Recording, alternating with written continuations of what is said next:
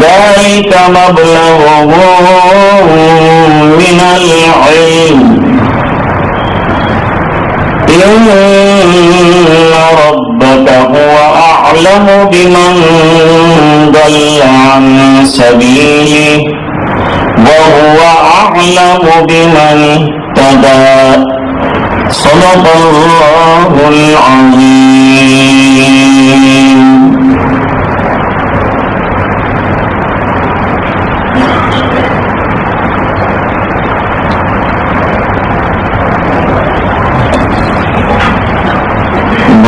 تو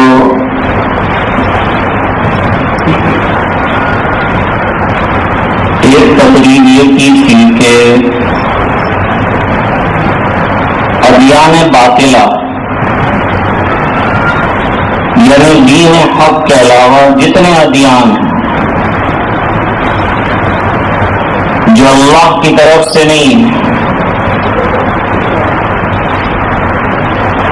ان کی بنیادیں من گھڑت کہانیوں پر ہیں. کچھ واقعات اور کچھ فرسودہ باتیں، ایسی کہانیاں کہ جس کو عقل تسلیم ہی نہیں کرتی، اس پر انہوں نے اپنے دین کی بنیاد رکھی، علم پر بنیاد نہیں رکھی. اللہ کی طرف سے آنے والے جتنے ادیان ہیں، جن میں سب سے آخری دین حضور پاک صلی اللہ علیہ وسلم کا دین ہے، جو لے کر بھیجا گیا ہے سرکار کو، اس کا عالم یہ ہے کہ اس کی بنیاد علم پر ہے. کوئی بھی پہلو آپ اٹھائیں تو اس کی دلیل ملے گی آپ کو. ہاں یہ بات ہے کہ کوئی کہہ سکتا ہے کہ بہت سی چیزیں ایسی ہیں جس کو ہماری عقل باور نہیں کر پا رہی ہے، نہیں سمجھ پا رہی ہے، تو یہ ہماری عقل کا قصور ہو سکتا ہے، دین کا نہیں. ہماری علمی پرواز اتنی نہیں ہے کہ ہم وہاں تک پہنچ کر اس بات کی کنہ کو پا سکیں. اور ایسی بہت سی چیزیں ہیں، دنیاوی اعتبار سے بھی ایسی بہت سی چیزیں آپ کو ملیں گی کہ جس کی حقیقت تک رسائی نہیں ہے. آج تک لوگ اس کی حقیقت کو نہیں پہچان سکے. دو چار مثالیں دیتا ہوں میں آپ کو. کچھ دوائیں جو کچھ بیماریوں کے لیے اللہ تعالیٰ نے بنائی ہے، مثال کے طور پر ملیریا کے لیے ایک دوائی تیار کی گئی ہے کوئنائن. کوئنائن جو ہے وہ گھاس کی جڑوں میں سے نکلتی ہے. لیکن اگر یہ پوچھا جائے کہ ملیریا میں اور کوئنائن میں کیا جوڑ ہے، تو کوئی سائنسدان کے پاس اس کا جواب نہیں ہے. بس یہ کہیں گے کہ اللہ تعالیٰ نے اسی طرح سے ترتیب دیا ہے، اسی طرح سے بنایا ہے کہ اس کو استعمال کیجئے تو ملیریا کے اندر مفید ہے. یا مثال کے طور پر ٹائیفائڈ کسی زمانے میں قاتل بخار مانا جاتا تھا. جس کو ٹائیفائڈ ہو گیا لوگ سمجھتے تھے کہ اب یہ سدھارنے والا ہے، دنیا سے جانے والا ہے، لوگ نام سن کر گھبراتے. پھر اس کی دوائی تجویز ہوئی تو پینیسلن. اور سوال ہوتا ہے کہ ٹائیفائڈ میں اور پینیسلن میں کیا مناسبت ہے؟ کوئی بھی مناسبت نہیں بیان کر سکتے. تو جو لوگ ہمارے دین کی ہر چیز کو عقل کے ترازو میں تولنا چاہتے ہیں، خود ان کے پاس اپنی چیزوں کے لیے بھی ایسا کوئی ترازو نہیں ہے. ایک تو بات یہ مقناطیس اور میگنیٹ، جس کے اوپر بہت سی جو ہے الیکٹرانک آئٹم اور الیکٹرک چیزیں بنتی ہیں، اور مقناطیس کے اندر جو ہے اس کی سوئی کو جب بھی آپ رکھیں گے اتر دکن کی طرف رہتی ہے. کیا وجہ کیا ہے؟ کیوں پورب پچھم کی طرف نہیں رہتی؟ پوچھ سکتے ہیں یہ سوال، لیکن اس کا کوئی جواب ہے؟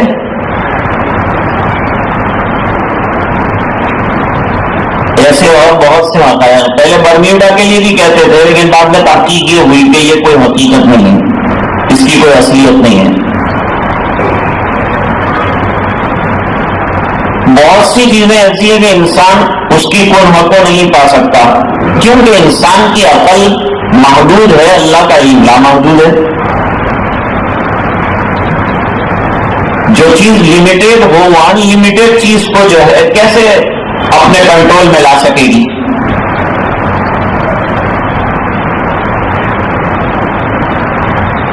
مثال کے طور پر مشرکین مکہ نے یہودیوں سے حضور کو پریشان کرنے کے لیے چند سوالات تجویز کیے تھے، موقع موقع سے پریشان کرتے.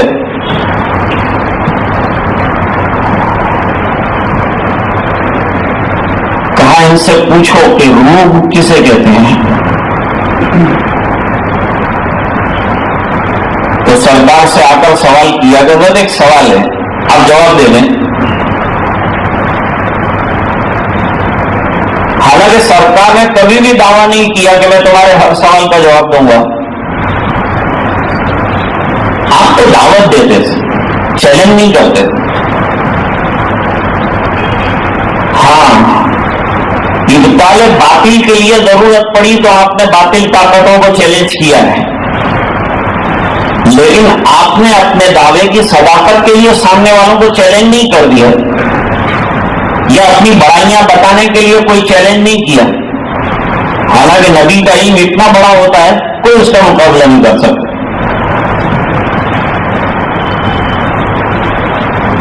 یہ تو ہم لوگ کمزور ہیں، چھوٹا علم اور بڑی بڑی باتیں، یہ ہمارے ضرف کی بات ہے. نبیوں کا ضرف یہ نہیں ہوتا.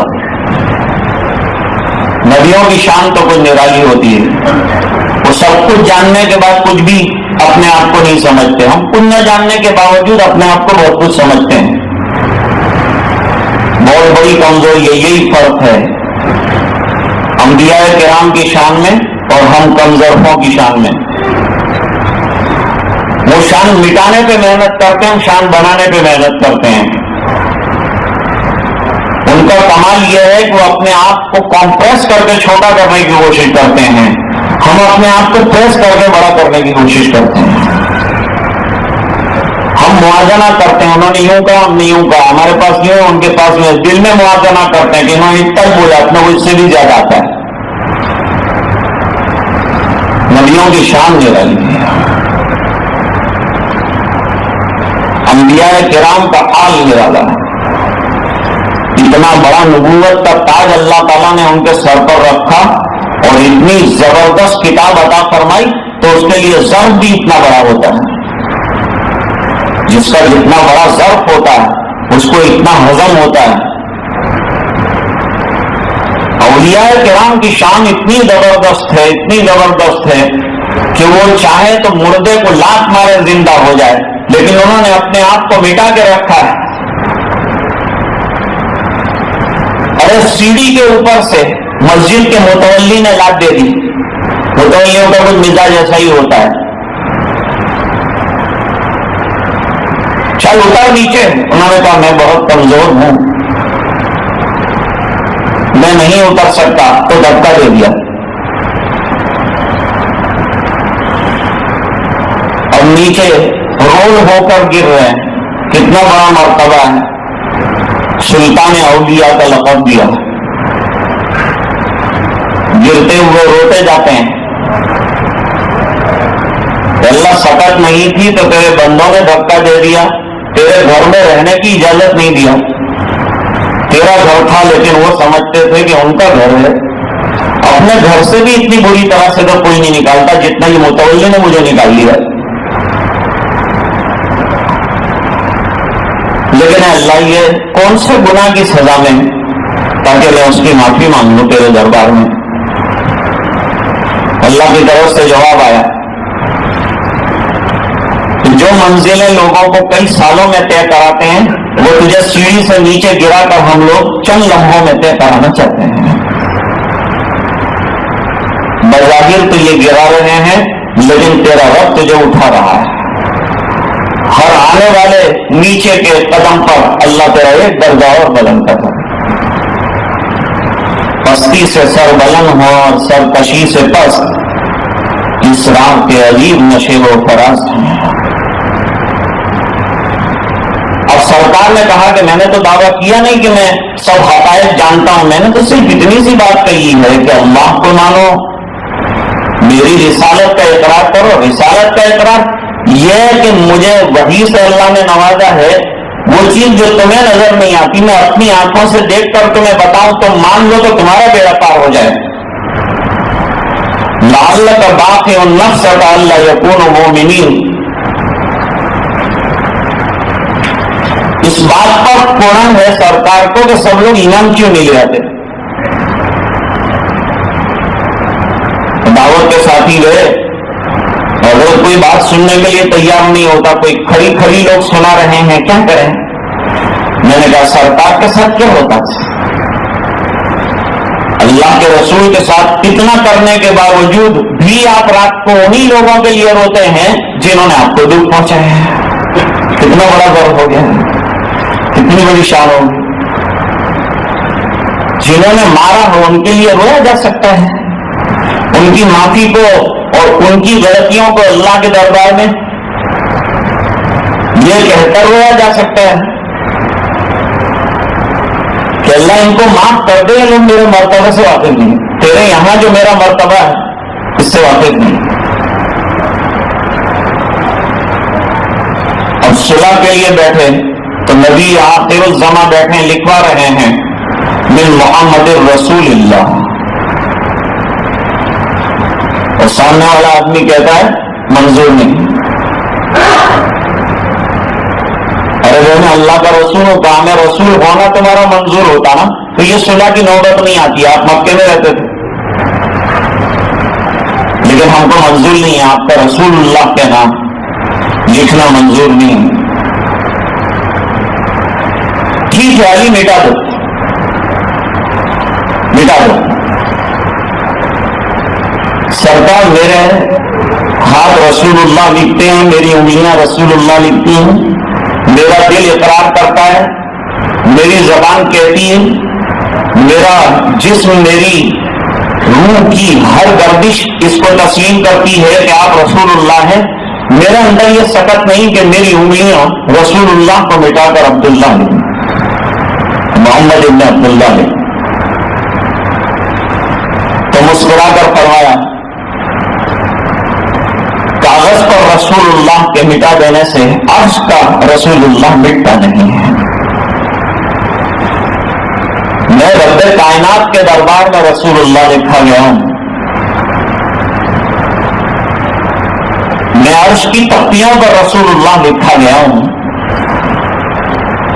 مشرکین کے کاغذ پر اگر رسول اللہ نہ لکھا گیا تو کیا فرق پڑے گا. اگر میں یہ کہتا بھی ہوں تو اس کے پیچھے راز یہ ہے کہ اگر مجھے مان لیتے ہیں اور پھر میری بات مان لیتے ہیں اور چلنا شروع کرتے ہیں تو کامیابی ان کی ہوگی. کیونکہ میں ان کو اپنے سے نہیں جوڑنا چاہتا، میں ان کو اللہ سے جوڑنا چاہتا، لیکن واسطہ میں ہوں، راستہ میں ہوں، رابطہ میں ہوں، وسیلہ میں ہوں، ذریعہ میں ہوں۔ باقی میرا کام تو یہ ہے کہ ان کا تعارف کرا دوں کہ تم کون ہو، تمہارا پیدا کرنے والا کون ہے، تمہارا کنیکشن تھوڑا سا ڈسکنیکٹ ہو گیا، میں کنیکٹ کرتا ہوں، ایک کنیکٹر کی حیثیت رکھتا ہوں۔ اور مرتبہ تو کتنا عالیشان۔ سرکار نے کوئی جواب نہیں دیا، روح کے بارے میں جواب دیجیے۔ حالانکہ سرکار یہ بھی کہہ سکتے تھے کہ یہ روح کا معاملہ بہت نازک ہے، اور میں چاہوں تو وحی کی طرف سے کوئی بات آئے اور میں لمبی تقریر تمہارے سامنے روح کی کروں، شاید سمجھ میں آئے نہ آئے تم کو، لیکن میں کر سکتا ہوں تقریر، لیکن کوئی جواب نہیں دیا۔ انتظار ہے وحی کیا جواب دوں۔ قرآن کریم نے جواب دیا،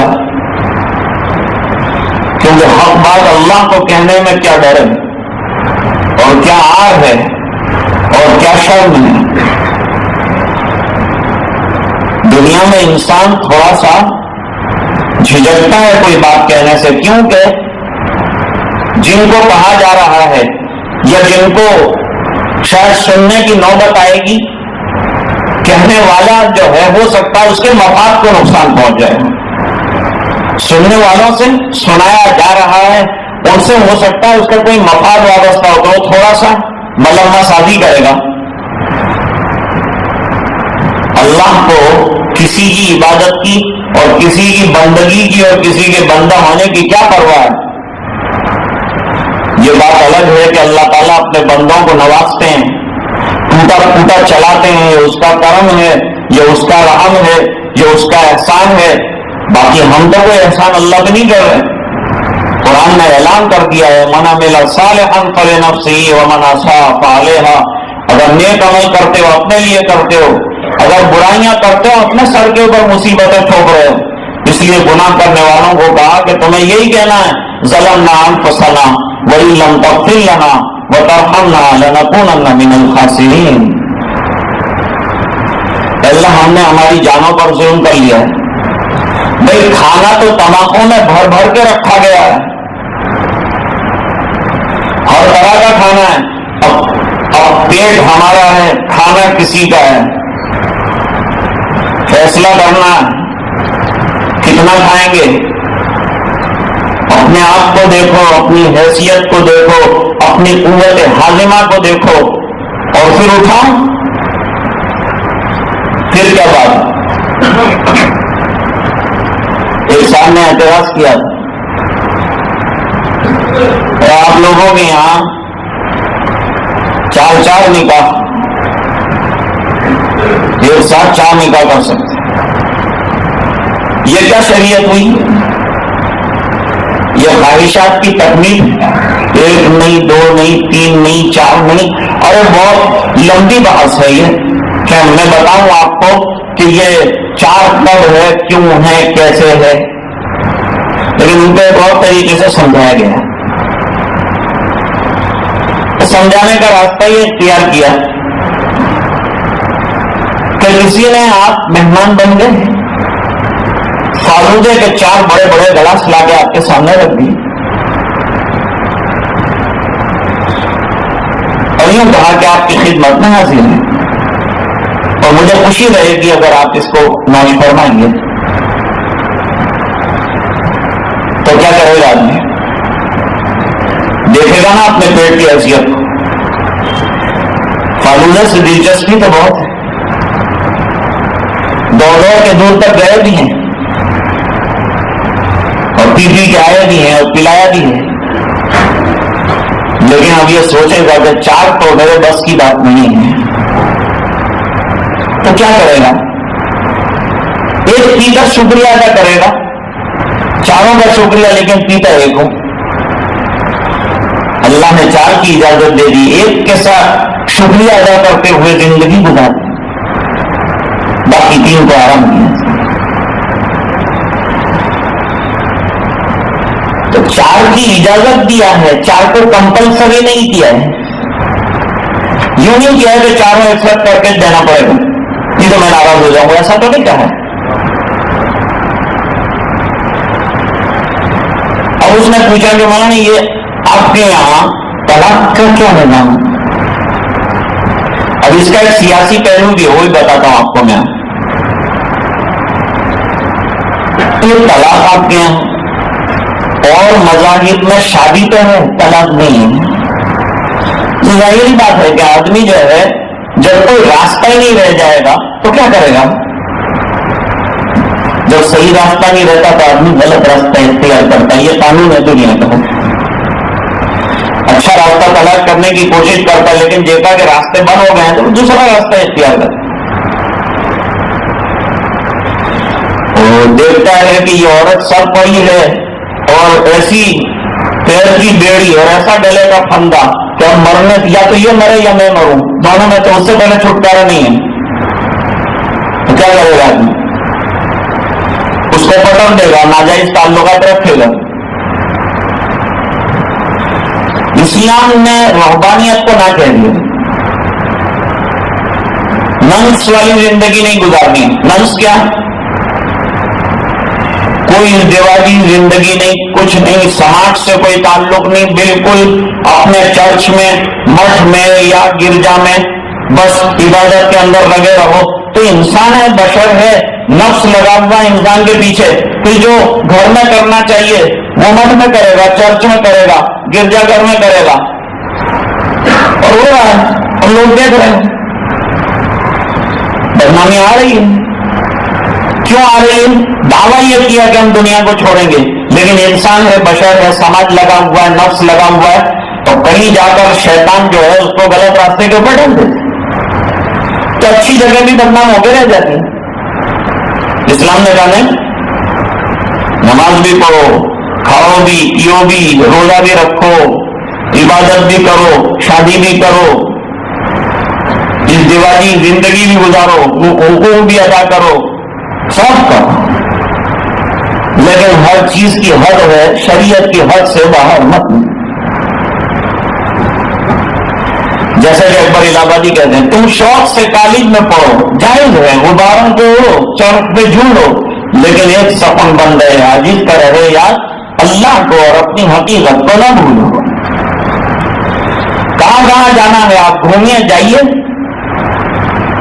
اللہ نے لاکھوں کی گاڑیاں، لوگوں نے دماغ چلائے، بندوں کی کمزوریاں دور کرنے کے لیے گاڑیاں بنائی، تو پیدل سفر کرنے کی کوئی ضرورت نہیں ہے، پیروں میں کپڑے باندھنے کی کوئی ضرورت نہیں ہے، جوتے بنائے اللہ نے، استعمال کرو، گاڑیاں بنائی، استعمال کرو۔ ایسا فلیکسیبل شریر۔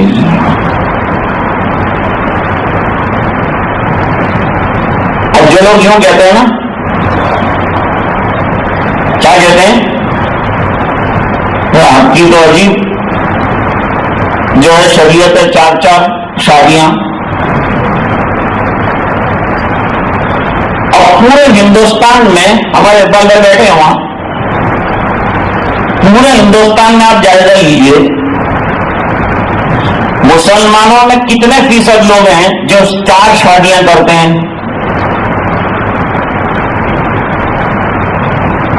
کوئی بتائے گا مجھے فیصد؟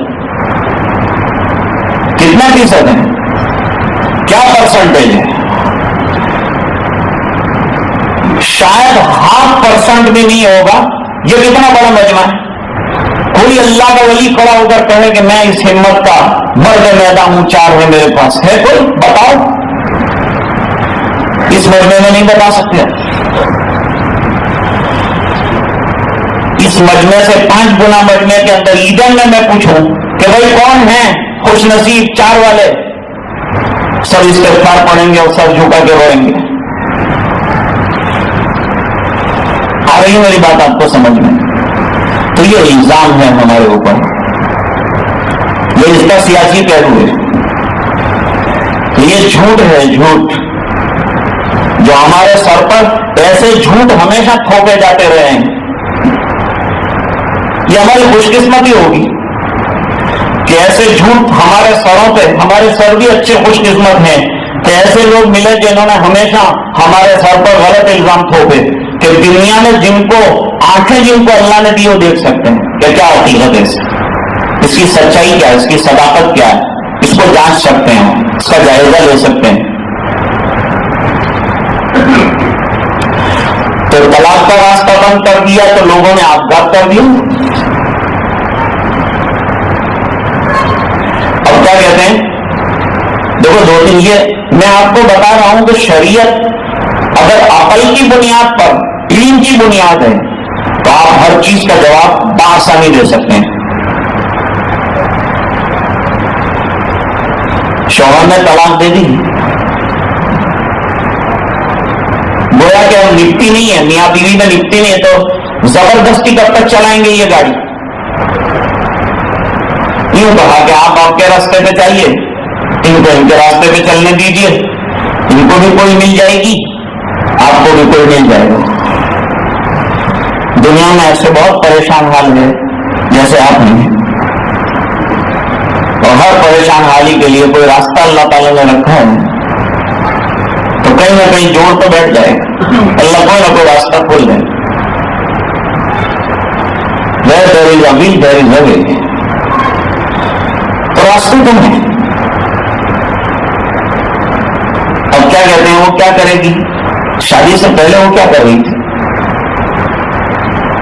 شادی سے پہلے وہ کہاں سے کھا رہی تھی؟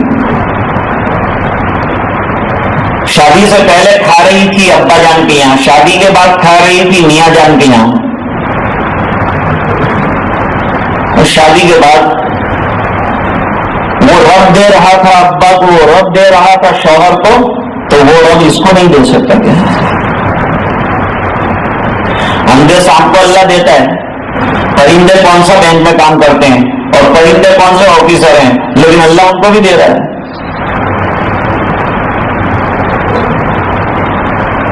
اللہ سب کو دے رہا ہے تو اللہ اس کو بھی دے رہا ہے.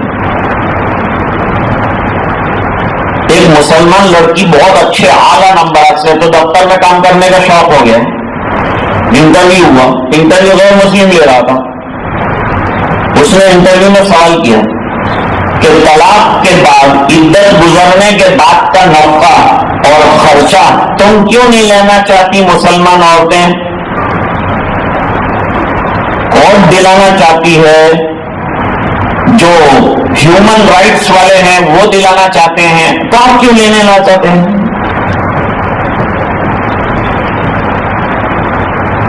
ابھی آپ کے پاس جواب نہیں ہے، لیکن اس لڑکی کے پاس جواب تھا. جو حالات میں گرتا اس کے پاس جوابات ہوتے ہیں. اس نے بہت اچھا جواب دیا. اس نے یوں کہا کہ اس بنا پر یہ مسلمان لڑکیاں اور عورتیں جو متعلقات ہیں عدت کے بعد کا خرچہ شوہر سے نہیں لینا چاہتی کہ تھوکا ہوا چاٹنا نہیں چاہتی. تھوکے ہوئے کو چاٹنا مسلمانوں کا شعار نہیں ہے. تو اس نے کہا اس کی وضاحت چاہوں گا میں. تو وضاحت کی. تو وضاحت کیا کی؟ وضاحت یوں کی کہ جس شوہر نے اپنی زندگی سے، اپنے دل سے، اپنے سماجی بندھن سے، نازک تعلق اور رشتے سے اٹھا کر مجھے باہر پھینک دیا، میں بے غیرت ہوں کہ اس کا پیسہ کھاؤں گی؟ اس کی آنکھوں میں آنسو آ گئے کہ تیری غیرت کو سلام کرنا پڑے گا، تیری سلامت روی کو سلام کرنا پڑے گا. تو طلاق کیا ہے؟ طلاق اس دیواجی رشتے کو جو نہیں چل پا رہا ہے، میاں بیوی کو آسانی کے ساتھ اور سہولتوں کے ساتھ اپنے اپنے راستے پر آزادی کے ساتھ گامزن کرنے کا سلامت طریقہ ہے. اس سے نہیں طلاق. اور کوئی راستہ نہیں رہا اس دیواجی زندگی گزارنے کا. تو آپ نے بسوں میں دیکھا ہوگا کہ وہ کھڑکیاں بھی بند ہو گئی، بس میں حالات اچانک آ گئے، تو پیچھے انہوں نے لکھا ہے ایمرجنسی ایگزٹ. کوئی بھی فورین کی کنٹریز میں آپ جائیے، وہاں مکان کے جو آرڈینری ایگزٹس ہیں اس کے ساتھ جو ہے وہ ایمرجنسی ایگزٹ لازمی ہے. تو دنیا میں کامن ایگزٹ کے ساتھ اور کامن انٹریوں کے ساتھ جب ایمرجنسی ایگزٹ جو ہیں وہ ضروری ہیں اور لازم ہیں، تو پھر ازدواجی زندگی کے لیے مکان میں بھی تو ایمرجنسی ایگزٹ ضروری ہے نا. وہ ایمرجنسی ایگزٹ کا نام، اور جس کو گجراتی میں آپ کہیں سنکٹ سمے کھولوانو رستو، تو وہ دیا ہے طلاق، وہ راستہ ہے. تو بات اصل میں یہ عرض کر رہا تھا کہ دین کی جو بنیاد رکھی ہے وہ ٹھوس علم پر رکھی ہے. سوال کیا تھا روح کی حقیقت بیان کر، میں والد صاحب کی بات آپ کو سمجھاؤں گا، ایک مثال دوں گا تو اللہ والوں کو اللہ تعالیٰ کیسے بات سمجھاتے ہیں وہ سمجھ میں آ جائے. اللہ نے جواب دیا وَيَسْأَلُونَكَ عَنِ الرُّوحِ، یہ لوگ آپ سے روح کی حقیقت پوچھ رہے ہیں. آپ کہیے نا قُلِ الرُّوحُ مِنْ أَمْرِ رَبِّي، روح میرے پروردگار کا امر ہے.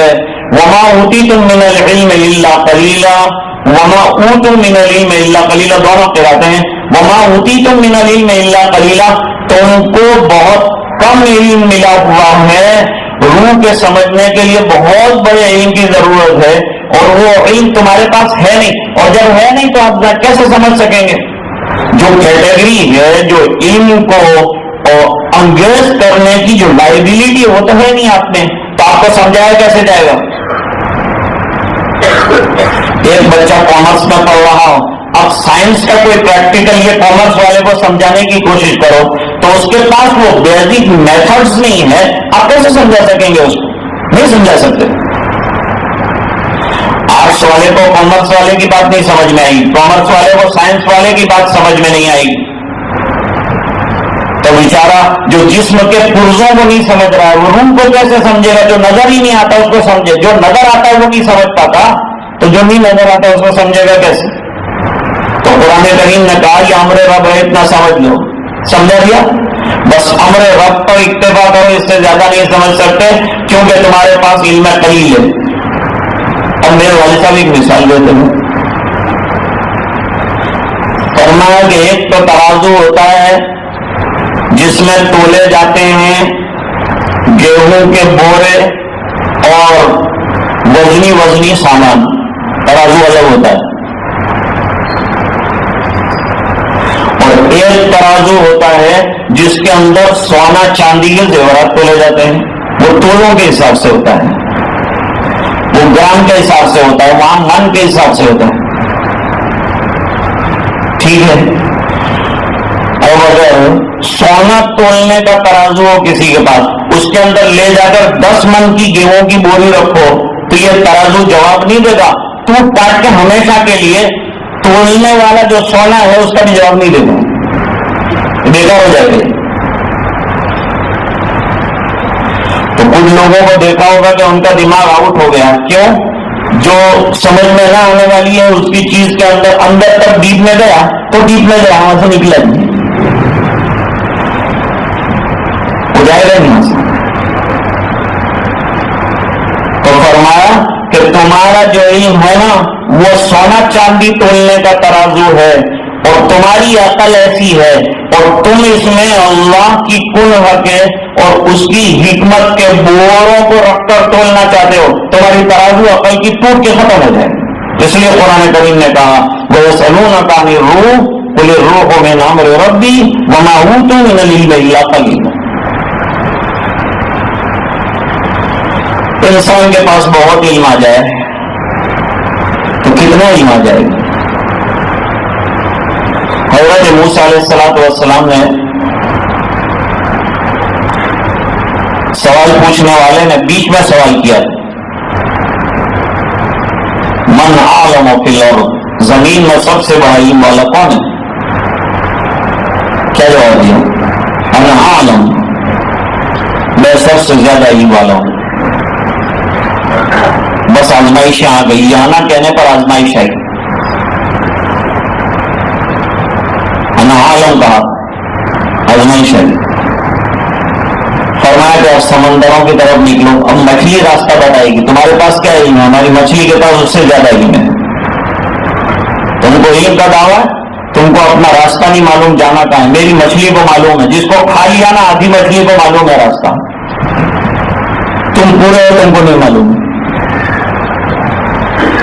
یہ عجیب بات ہے.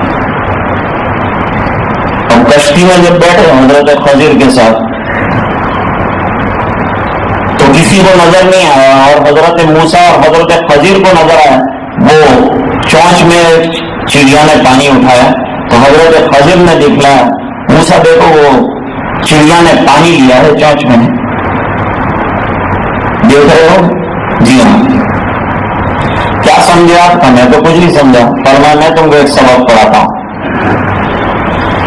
پوری دنیا کے علوم جتنے لوگوں کے پاس ہے، جتنے نبیوں کے پاس ہیں، جتنے لوگوں کے دعوے ہیں، جتنے علوم کی چرچے ہیں، وہ سب علوم کی مثال سمجھو چڑیا کے منہ میں جو پانی ہے، چونچ میں جو پانی ہے وہ. اور اللہ کا علم کتنا؟ جتنا یہ سمندر ہے جو باہر ناپیدا کنارہ جس کو کہا جاتا. وہ اللہ کا علم ہے، یہ تمہارا علم. اور علم میں سے بھی کتنے کروڑ حصے نکالو تو یہ چھینٹا ہم کو ملا ہے. کیا دعویٰ کر سکتے ہیں ان کا؟ کچھ بھی نہیں ہے. ایک بادشاہ نے ایک اللہ والے کو کہا میں اپنے ملک کا ایک حصہ آپ کو دے دینا چاہتا ہوں، آپ قبول فرما لیجئے. تو انہوں نے جواب لکھا کہ اللہ تعالیٰ نے دنیا کی متاع، دنیا کو قلیل کہا ہے. پوری دنیا کو وما متاع الحیات الدنیا فی الآخرۃ الا قلیل، قلیل کہا ہے. قلیل ہے چھوٹا کم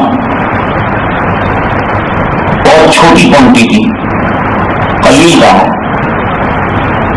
پھر وہ قلیل جس پوری کائنات کو قلیل کہا، وہ قلیل میں سے اللہ نے تجھے قلیل دیا ہے، اور وہ قلیل میں سے تو مجھے قلیل دینا چاہتا ہے. تو جس کے پاس جلیل ہے میں قلیل والے سے کیوں ہوں گا؟ میں تو رب جلیل جی سے لے لوں.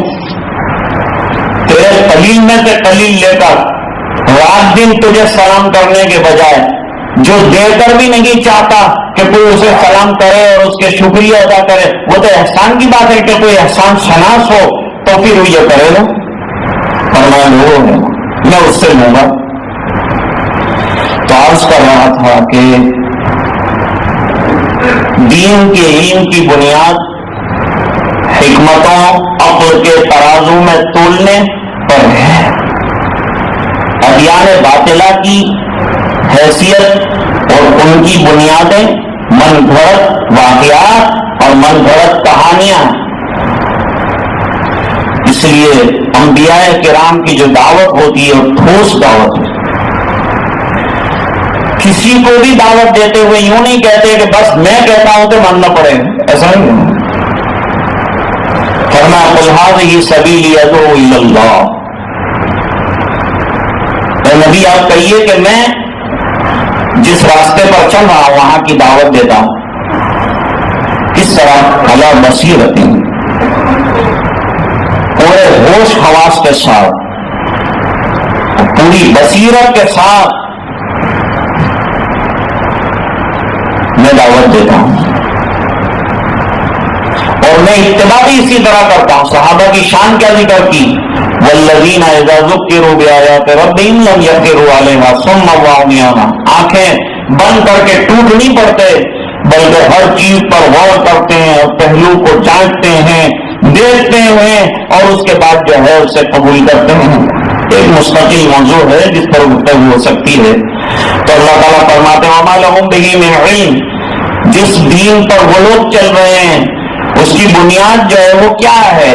فرماتے ہیں اس کی بنیاد کہانیاں ہیں. انہوں نے قرآن کو اساطیر الاولین کہا، حالانکہ ان کی حقیقت دین کی جو اساطیر الاولین پر ہے. ما لہم بہ من علم ان یتبعون الا الظن. چند خام خیالیاں اور بے بنیاد چیزیں ہیں جن کو لے کر چل رہے ہیں. وَإِنَّ الظَّنَّ لَا يُغْنِي مِنَ الْحَقِّ شَيْئًا. ٹھوس حقائق کے مقابلے میں ظنیات کوئی کام نہیں دیتے ہیں۔ آج جو ہے ہمارے یہاں ہمارے محلے کے حافظ صاحب ساپا باندھ کے آئے، میں تو سوچتا تھا میں ساپا باندھوں گا، لیکن پہلے باندھ لیا ان لوگوں نے۔ تو اللہ تعالیٰ ان کے حفظ کو قبول فرمائے۔ ان کے والد صاحب نے بھی حفظ کیا بہت محنت سے، اور اس کے بعد اپنے صاحبزادے کو بھی اس راستے پر ڈالا، اور الحمدللہ انہوں نے بھی تکمیل فرما لی۔ ہمارے فیض القرآن میں خطیب صاحب ہمارے جو ہیں، ان کے مدرسے میں اور بہت سے ہونہار طلبہ تیار ہوئے، اساتذہ ماشاءاللہ برابر محنت کر رہے ہیں۔ تو اللہ تعالیٰ ان تمام اساتذہ کرام کو بھی جزائے خیر عطا فرمائے، ان کی محنتوں کو قبول فرمائے، اور ادارے کو چار چاند لگائے، اور جو اوقات ہوئے ہیں ان کو اپنا حفظ باقی رکھنے کی سعادت عطا فرمائے۔ اصل چیز تو حفظ کرنے کے بعد اس کو باقی رکھنا ہے، اور یہ بات یاد رکھیے کہ ایک سال اگر نہیں سناتے تو آدھا حافظ دوسرے سال نہ سنائے تو خدا حافظ۔ اس لیے ضرورت اس بات کی ہے کہ قرآن کریم کو باقی رکھنے کا ایک ہی راستہ ہے، کثرت سے دور کیا جائے تو یہ باقی رہتا ہے، ورنہ اس کے کمالات میں یہ ہے کہ جتنی جلدی یاد ہوتا ہے اتنی جلدی بھولا بھی جا سکتا ہے۔ اس لیے یاد کرنا آسان ہے، لیکن یاد رکھنا اصل کام ہے۔ مشکل ہے ایسا میں نہیں کہوں گا، قرآن آسان چیز ہے، مشکل نہیں کہہ سکتے، لیکن اس کو باقی رکھنا اصل ہے، اس پر اب محنت کرنے کی ضرورت ہے۔ کچھ طالب علم ایسے سمجھتے ہیں کہ ابھی بس ایک دم یاد کر لو پھر بعد میں دور کریں گے، تو دور کا پھر پوری زندگی میں ٹائم آتا ہی نہیں ہے، پھر وہ پھر ہی رہتا ہے، پھر پھور ہو جاتا ہے، پھر کے بعد پھور آتا ہے۔ ایک بادشاہ کے واقعات میں لکھا ہے کہ اس نے ایک مرتبہ اعلان کیا تھا، اعلان یہی کیا تھا کہ بھائی جو بھی مکمل کہانی سنائے گا میں اس کو انعام دوں گا، انعام بھی بڑا رکھا تھا۔ تو بہت بڑے بڑے قصاص اور کہانیاں کہنے والے آئے اور آ کر کہانیاں سناتے تھے، تو جب کہانی پوری ہوتی تو بادشاہ کہتا تھا کہ پھر کیا ہوا؟ اب وہ حیران ہو جاتے کہ قصہ تو ختم ہو گیا، تو پھر تو کیا ہو سکتا ہے؟ تو پھر کچھ بھی نہیں، یہ کیسا، میرا پھر تو ابھی چالو ہے، تو تیری کہانی کیسے ختم ہو گئی؟ جو بھی آتا تھا ہار جاتا تھا۔ ایک آیا شیر کے سر پر سوار شیر، اس نے کہانی شروع کی کہ ایک درخت تھا، بہت اچھی اچھی شاخیں تھی، مضبوط شاخ کے اوپر ایک بلبل نے اپنا نشیمن بنایا،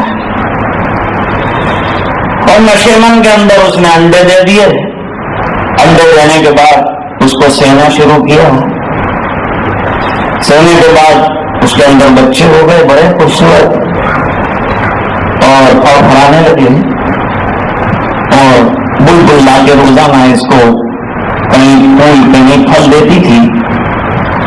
آہستہ آہستہ بلی کی دسترس سے دور رہے اور کوہوں کی پہنچ سے باہر رہے۔ امتحان ان کے پر نکل آئے، جیسے لوگوں کے پیٹ میں پیر نکل آتے ہیں، اس طرح نکل آئے، اور ایک دم سے جو ہے انہوں نے اڑنا شروع کیا، اور پھر وہ نشیمن سے نکلے اور پھور کر کے اڑ گئے۔ بادشاہ نے کہا پھر کیا ہوا؟ اور پھر پھور کر کے اڑ گئے۔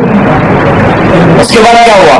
کہ پھر پھور کر کے اڑ گئے، پھر پھور کر کے اڑ گئے، پھر پھور کر کے اڑ گئے۔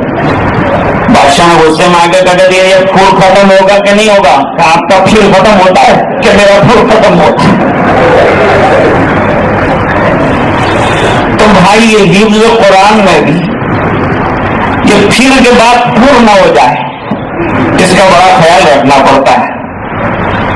ہمارے سب اساتذہ اسی کی تلقین، ہمارے مفتی لاجپوری صاحب رحمۃ اللہ علیہ یہی فرما، بس دور کرتے رہو، دور جتنا کثرت ہے. حضرت مولانا تھانوی رحمۃ اللہ علیہ کو پوچھا گیا تھا کہ آپ کو حضرت قرآن کریم بہت یاد ہے، آپ کی صحت بھی بہت اچھی ہے. فرمایا استقامت، ذکر اللہ پر استقامت سے میری صحت اچھی ہے، 5 کلومیٹر چلنے کا معمول ہے، میری باڈی اچھی ہے، اور 5 پارے روزانہ قرآن سناتا ہوں، اس لیے میرا قرآن بھی اچھا ہے، 80 سال کی عمر میں اچھا ہے. یوں فرمایا حضرت مولانا تھانوی رحمۃ اللہ علیہ نے. 10 پارے روزانہ پڑھنا، 3 سنانا، 3 پارے سنانا اور 10 پاروں کی تلاوت کرنا. تو اگر کوئی اتنی پابندی انشاءاللہ مرتے دم تک یاد رہے. جلال الدین سیوطی رحمۃ اللہ نے لکھا کہ جو کثرت سے قرآن کریم کی تلاوت کرتا ہے، اللہ آخری عمر میں بھی اس کا دماغ ٹھکانے رکھتے ہیں، ورنہ آج کل لوگوں کا دماغ 50-60 سال کے بعد جو ہے سٹیا جاتا ہے، اس کو یاد بھی نہیں رہتا، کچھ سمجھ میں بھی نہیں آتا. کچھ بھی بولے گا مانو تو ہم جو پڑھتی نہ تھی. اور ہمارے مفتی لاجپوری صاحب کو آنکھیں اور بینائی جواب دے چکی، خالی کوئی آواز دیتا تھا فوراً اس کی پوری تاریخ کہتے رہے، اتنے دن پہلے ملا تھا، وہاں ملا تھا، فلاں ملا تھا، اور مسائل پوچھو فوراً مستحضر ہو جائے. یہ کیوں؟ آخری دم تک قرآن کریم جب نہیں پڑھا جاتا تھا آنکھوں کی وجہ سے تو سنتے رہے، سنتے سنتے ہی دنیا سے تشریف لے گئے. حضرت مولانا ابو الحسن علی صاحب ندوی رحمۃ اللہ علیہ، یہ ان بزرگوں میں سے کہ ایک ندوہ کے عالم ہیں، انہوں نے تعزیتی تقریر میں ایک جملہ کہا کہ لوگ انتقال کرتے ہیں تو بعد میں لوگ مرنے والوں کی یاسین پڑھتے ہیں، یاسین شریف مرنے والوں کی پڑھی جاتی ہے، لیکن اللہ والوں کا عالم یہ ہے کہ موت کے وقت اپنی یاسین خود ہی پڑھ کے جاتے ہیں. مولانا کا جمعہ کے دن انتقال ہوا حضرت مولانا ابو الحسن علی صاحب ندوی رحمۃ اللہ علیہ کا، تو سورہ کاف کے بعد یاسین شریف کی تلاوت ہو رہی تھی اور تکیے پر سر رکھ کر دنیا سے چلے گئے جمعہ کے دن. فرمایا خود کی یاسین خود ہی پڑھ کر چلے گئے. اللہ تعالیٰ ان کے حفظ کو نجات کا ذریعہ بنائے، ان کے لیے شہادت کا سبب بنائے، اور ان کے والدین کے لیے درجات کی بلندیوں کا ذریعہ بنائے. چھوٹے چھوٹے نمنے بھی ہمارے سب مدرسے کے آئے ہوئے ہیں، اللہ تعالیٰ ان کے حفظ کو بھی مکمل فرمائے، ان کو بھی مزید قوتیں، ہمتیں، طاقتیں عطا فرمائے. اور ہمارے فقیر بھائی رات دن محنتوں میں لگے ہیں، ان کے لیے بھی دعا فرمائے. اللہ تعالیٰ ان کو عافیت اور صحت کے ساتھ اس مبارک مشغلے کے اندر لگائے رکھے. اب یہ آخری صورتیں ہمارے سامنے حضرت حافظ صاحب انشاءاللہ پڑھیں گے، اس کے بعد دعا ان کے لیے بھی کریں گے، کیونکہ ختم قرآن کریم کے موقع پر دعائیں قبول ہوتی ہیں، اور آج حالات ایسے ہیں کہ ہم کو شدید دعاؤں کی ضرورت ہے. تو ہم انشاءاللہ سب مل کر بعد میں دعا بھی کریں گے. اعوذ باللہ من الشیطان الرجیم، بسم اللہ الرحمن الرحیم. قل هو اللہ احد اللہ الصمد لم یلد ولم یولد ولم یکن له کفوا احد. بسم اللہ الرحمن الرحیم.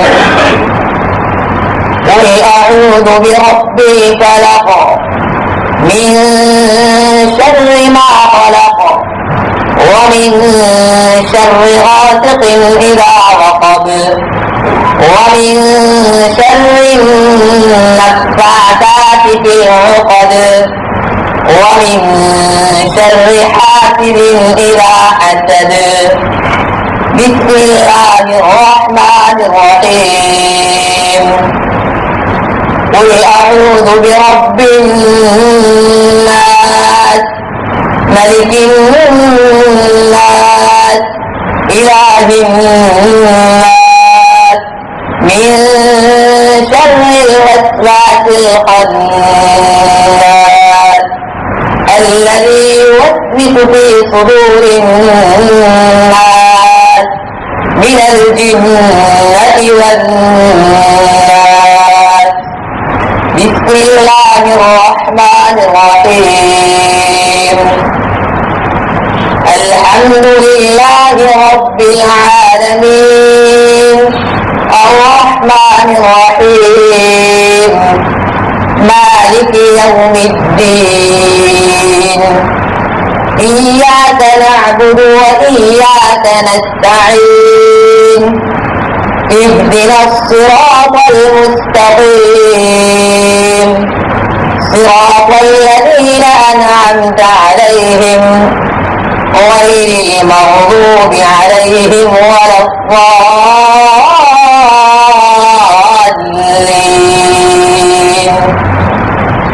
بسم الله الرحمن الرحيم. ألف لام ميم. ذلك الكتاب لا ريب فيه هدى للمتقين الذين يؤمنون بالغيب ويقيمون الصلاة ومما رزقناهم ينفقون والذين يؤمنون بما أنزل إليك وما أنزل من قبلك وبالآخرة هم يوقنون. أولئك على هدى من ربهم وأولئك هم المفلحون. صدق الله العظيم.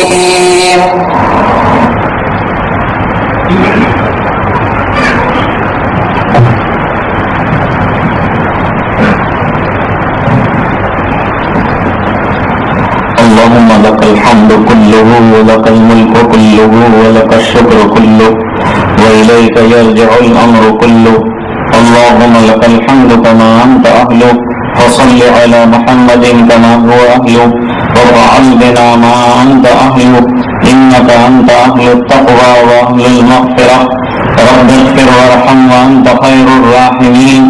آتنا في الدنيا حسنة وفي الآخرة حسنة وقنا عذاب النار وادخلنا الجنة مع الأبرار يا عزيز يا غفار. اللهم نور قلوبنا بنور القرآن وزين أخلاقنا بنور القرآن وادخلنا الجنة بالقرآن ونجنا من النار بالقرآن. اللهم اجعل القرآن ربيع قلوبنا ونور صدورنا وذهاب همومنا وغمومنا. اللهم اجعل القرآن في الدنيا قرينا وفي القبر مونسا وعلى الصراط نورا وفي الجنة رفيقا وعلى النار سترا وحجابا وعلى الخيرات دليلا.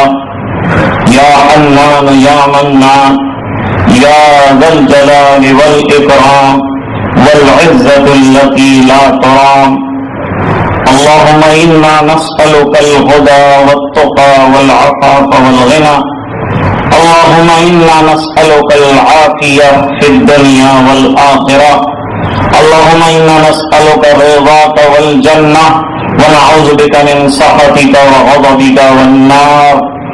اللهم إن قلوبنا ونواصينا وجوارحنا بيدك لن تملكنا منها شيئا فإذا فعلت ذلك بنا فكن أنت ولينا واهدنا إلى سواء السبيل.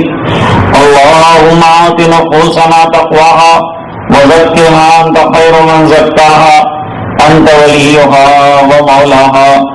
اللهم طهر قلوبنا من النفاق وأعمالنا من الرياء وألسنتنا من الكذب وأعيننا من الخيانة فإنك تعلم خائنة الأعين وما تخفي الصدور. اے اللہ ہمارے گناہوں کو معاف فرما، کوتاہیوں سے درگزر فرما، اپنا فضل اور کرم شامل حال فرما.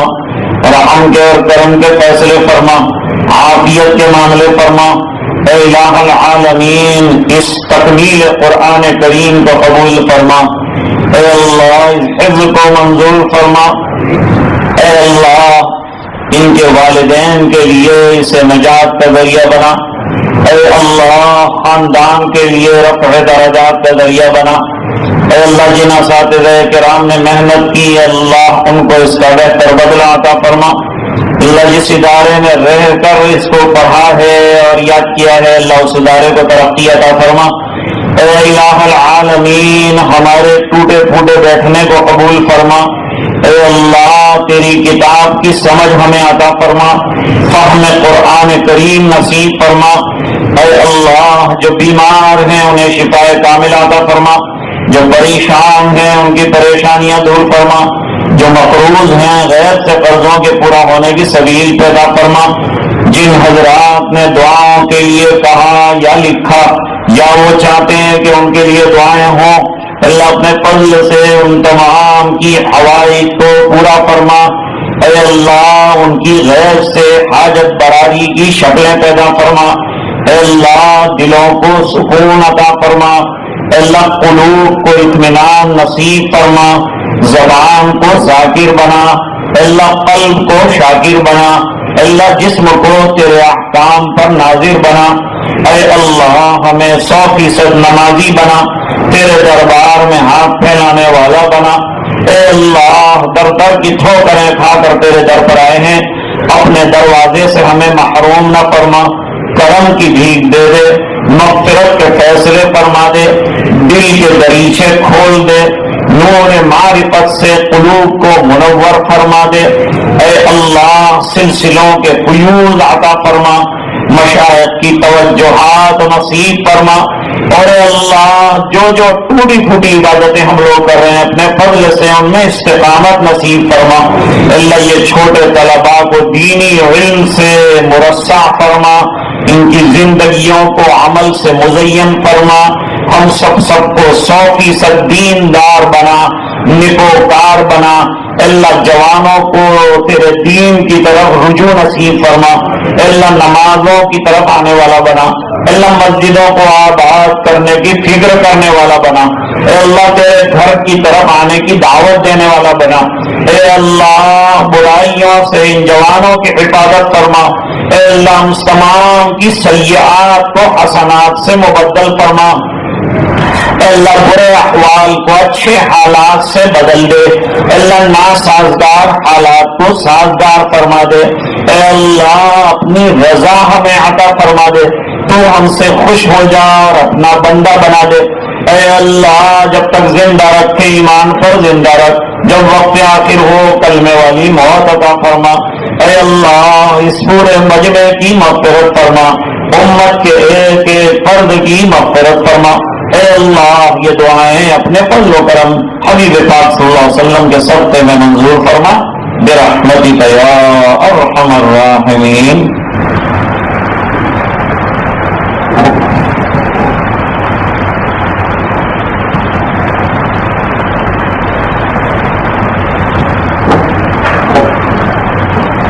چھوٹے بچے وغیرہ تشریف لے جانا چاہیں تو جا سکتے ہیں، اور دوسرے حضرات بھی جو تکمیل اس کی تقریب میں تشریف لائے تھے وہ بھی تشریف لے جا سکتے ہیں۔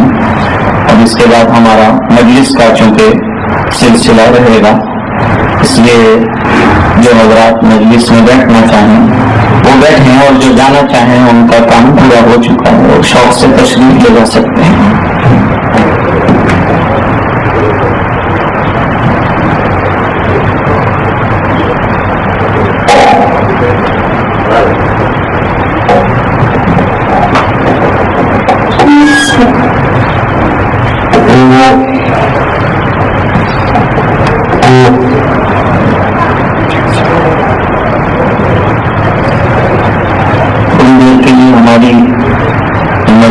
اس میں ذکر کے ذریعے سے دلوں کو تھوڑی سی تازگی چونکہ پزمردگی آ جاتی ہے اور دنیا کا غبار ہمارے دلوں پر آتا رہتا ہے، اور انفرادی طور پر جو ہے بہت سے احباب ایسے ہیں جن کو اللہ اللہ کرنے کی توفیق نہیں ہوتی یا ہمت نہیں ہوتی، تو چھوٹی سی مجلس ہماری ٹوٹی پھوٹی قائم ہوتی ہے جس کے اندر کچھ تھوڑی دیر کے لیے اللہ اللہ کر لیتے ہیں۔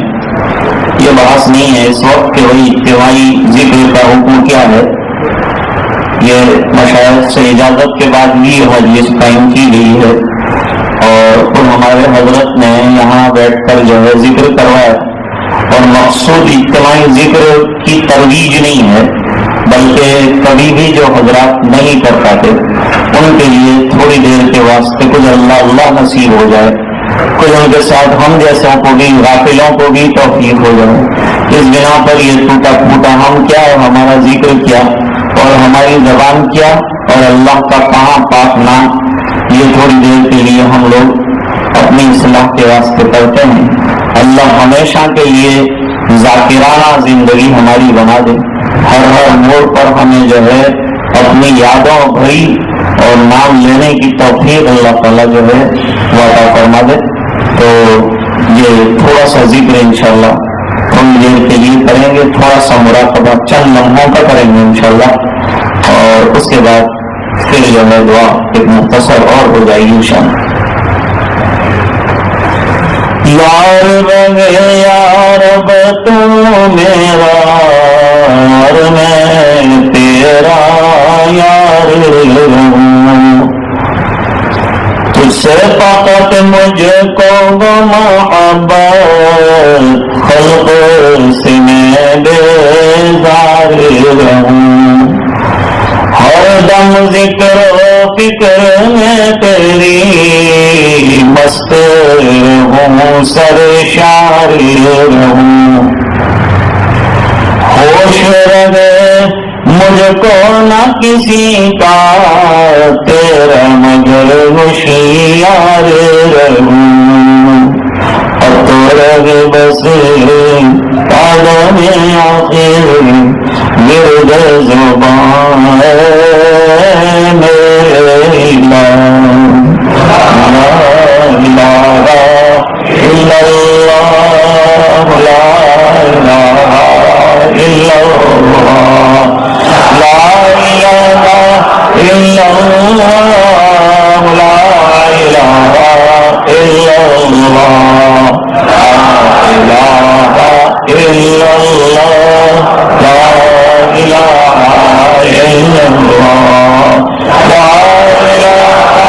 الا اللہ، لا الہ الا اللہ، لا الہ الا اللہ، لا الہ الا اللہ،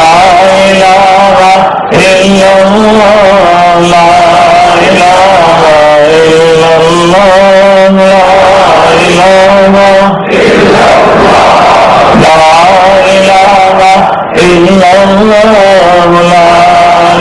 الا اللہ، لا الہ الا اللہ، لا الہ الا اللہ، لا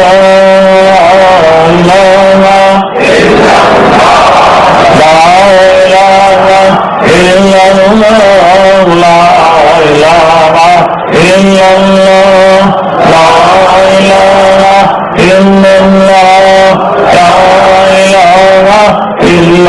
اللہ، لا الہ الا